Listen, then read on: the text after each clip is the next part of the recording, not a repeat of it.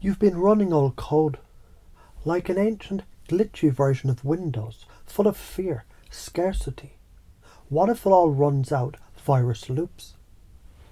And every time you let that program boot up, your reticular activating system, the brain's filter, it keeps shoving evidence of failure in your face. Not because life hates you, not because you're cursed, but because your focus trained it. Like Amazon recommending you more and more weird shit. You clicked once. And here's the truth. What you focus on is what you train. What you train is what you wire.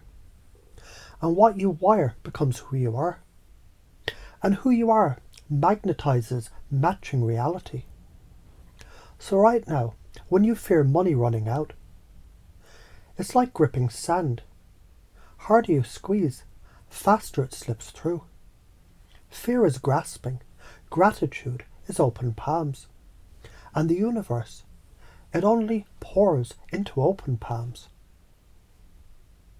Remember when you were a kid, obsessed with some toy or game? Suddenly it was everywhere. Ads, shelves. Kids in the park had it. That wasn't magic.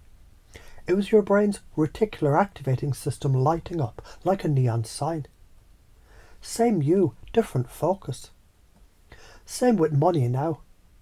When you obsess about bills, debt, not having enough, you see proof of it everywhere. Fear doesn't predict reality. It manufactures it. And when you've let go, when you've trusted, when you actually enjoyed the little you had, magically opportunities appeared.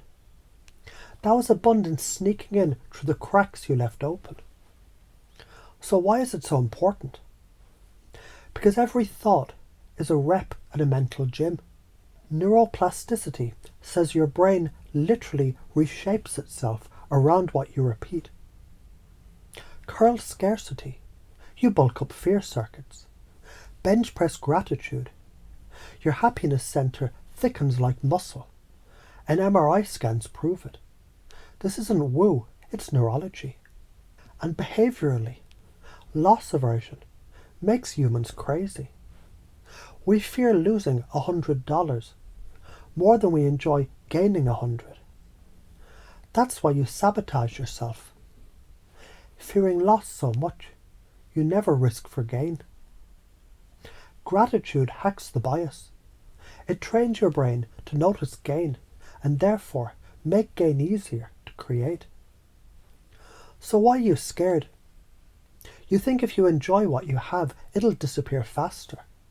That's backwards as hell. It's like saying, if I taste this meat, it'll vanish quicker. No, tasting makes it last. Savouring stretches time. Fear is what makes it slip faster. And deeper still, you tied the word broke to broken.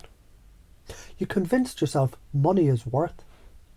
That if you don't have it, you don't deserve love, respect, safety. That's not truth. That's just programming you never deleted. And I'm here to help you uninstall the outdated shit and upgrade to the abundance operating system. You're not poor. You're distracted. You're not broken. You're just running the wrong software. You're not cursed. You just rehearsed fear so long, it looks like fate. So from now on, you rehearse gratitude, you wire abundance. Every time you catch yourself fearing scarcity, you pause, you flip it. You ask, what's one thing I can appreciate right now? Even if it's tiny. You do that, your nervous system starts rewiring immediately. And every time you notice something good, you amplify it. You ask, how could this possibly get better? And your reticular activating system, it starts hunting for upgrades. This is how you train, like an athlete, like a warrior, like a goddamn abundant samurai, sharpening his blade every day. Ignore this. You live like a dog chained to an open gate. Freedom right there, invisible to you. You keep mistaking survival for living. And life, being the merciless teacher it is, will keep slapping you with more lessons until you finally learn. Do it though, and you turn magnetic. You walk into a room and people feel your abundance. Synchronicities pile up. So-called coincidences that aren't coincidences at all. Money flows easier. Love sticks longer. Ideas click faster. Because the universe mirrors your broadcast. The universe is like a tipsy gardener. It doesn't judge. It just waters whatever you're pointing at. Focus on weeds. Weeds explode. Focus on roses. Garden flourishes. Keep screaming no burnt toast. Guess what lands on your plate every time? Yup, charred toast. Because that's the mental picture that you've served the waiter. The wolf story. You heard it. The wolf of fear. The wolf of abundance. Which one wins? The one you feed. Stop feeding the wrong fucking wolf. Neuroplasticity. Neurons that fire together wire together. Keep focusing on gratitude. Your brain becomes a gratitude machine. Epigenetics. Fear hormones literally shut down growth genes. Gratitude flips them back on. You heal better, think sharper, attract easier when you expect better. Behavioral economics. Fear makes you irrational. Gratitude rebalances the equation. And notice how this cascades upward. When gratitude is your focus, it wires chemistry. Chemistry builds identity, and identity is what life responds to. You stop saying, I hope I'm lucky.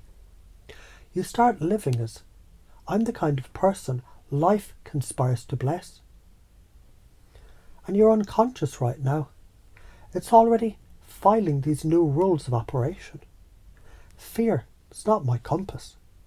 Gratitude is my map. Appreciation multiplies. Abundance isn't something I chase. It's the gravity I radiate. Skip this, and life stays a broken slot machine.